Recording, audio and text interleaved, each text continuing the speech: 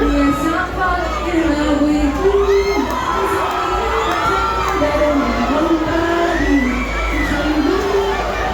What I feel for you is real.